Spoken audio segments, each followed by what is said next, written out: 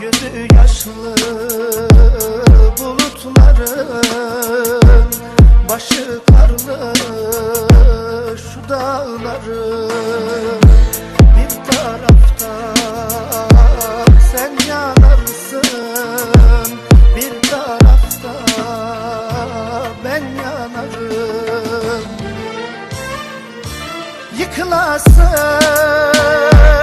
yaban eller, kör olası mesafeler. Bir tarafta sen yanarsın, bir tarafta ben yanarım. Hasret başta